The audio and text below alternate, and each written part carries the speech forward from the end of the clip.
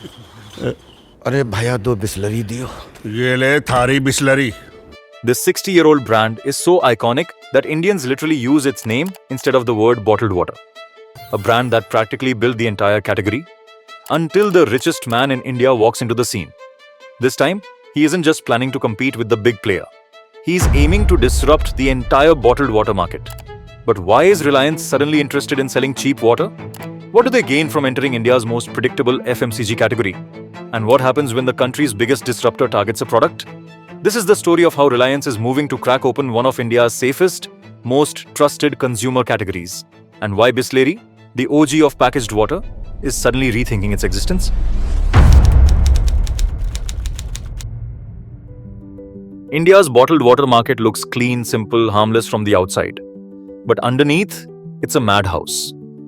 You've got the big boys, Bisleri, Aquafina, Kinley, who dominate urban trust.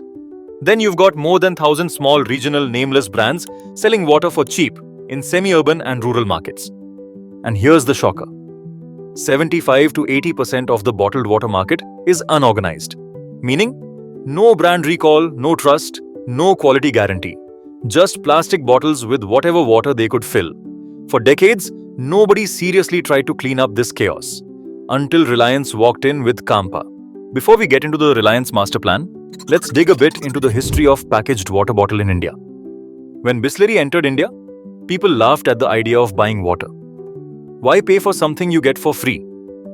But Bisleri sold purity, not water. It sold trust, not convenience. And that trust became so strong that Bisleri became the category itself. Today, Bisleri has 128 plus plants, 4,500 plus distributors, and 5,000 plus trucks. It took them 60 years to build this fortress. Nobody expected a challenger, especially not one armed with unlimited money power. So why India's richest man suddenly care about selling a 15 rupee water bottle? Short answer, distribution muscle. Long answer, water is the perfect Trojan horse. Everyone needs it, from medical stores to kirana shops. If Reliance cracks bottled water, it unlocks a network touching 12.5 crore outlets. Once the network is in place, guess what comes next? Rice, atta, oil, sugar, snacks, everything. Reliance has already announced 40,000 crore FMCG investment and 1 trillion revenue target. Water is just the entry ticket. Now here's where it gets wickedly strategic. On the 22nd of September, GST on packaged water dropped from 18 to 5%. A massive 13% cut overnight. Earlier they had to pay 3 rupees tax, but now it's only 0.85. Reliance took advantage of this GST drop and launched Sure Water in just 11 days. Behind the scenes, Reliance had already prepared. Building plant with 18 crore litre capacity, stocking up inventory, and setting up supply chain. Not just that. Few days before they launched a pilot product called Independence Water. No big fuss.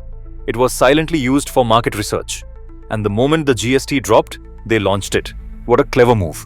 Reliance entered at brutal prices that was insane for the competition to beat. But why the shopkeeper should bother? To understand that, you need to figure out why shopkeepers don't actually want to stock big branded water. You probably guessed it right. Local no-name bottles give them way more cuts than the branded ones. Because they don't have to do complex supply chain or marketing, they can afford to give more margin to the shop. And since bottled water is almost always an unplanned give me anything purchase, they can hand over whatever they stock. Reliance saw this loophole and simply said, cool, we'll pay you even more. So now every shopkeeper happily nudges you toward Campa Sure first. So if they're selling bottles this cheap and giving shopkeepers extra margin, how on earth does this business even make sense? And are they not burning piles of money in the process? Before we jump into the maths, let's get one thing straight. Branding. People keep asking, why would Reliance buy a dead brand like Campa? Why not launch some cool, youth-centric, Gen Z-friendly water brand? Simple. Because nostalgia is the cheapest marketing engine in the world. Campa may have been dead for 20 years, but it was still quietly alive in millions of Indian memories. That emotional residue is priceless. With a new brand, Reliance would have had to spend hundreds of crores just convincing people to remember its name. Instead, they paid 22 crore for Campa and instantly unlocked familiarity, trust, and a built-in identity. It's like buying a shortcut past the advertising queue. Once they got the name, Reliance poured 6 to 8,000 crore into beverages, manufacturing, distribution, and retail dominance. Basically, A full billionaire CPR on a forgotten brand. Okay, now let's get to the money part. 15 rupees bottle is not profitable. Even Tata Consumer's CEO openly said there's a 2 rupees loss per bottle at that price point. So let's say Campa Sure sells 10 crore bottles in year 1. Loss is roughly 20 crore. But Reliance Retail, they made over 3 lakh crore rupees in revenue last year. So yeah, 20 crore rupees is basically the loose change they forget in their couch cushions. Once Reliance decides they want a market, they don't enter it. They bulldoze it. We've seen this movie with Jio. Drop prices to the floor, let competitors bleed, grab massive market share, then slowly bring prices back up. Cold, simple, effective, and now the same playbook is aimed at bottled water. But this time, the giant sitting on the throne is Bisleri, and their position is tricky. They can't match Reliance's pricing without wrecking their own margins.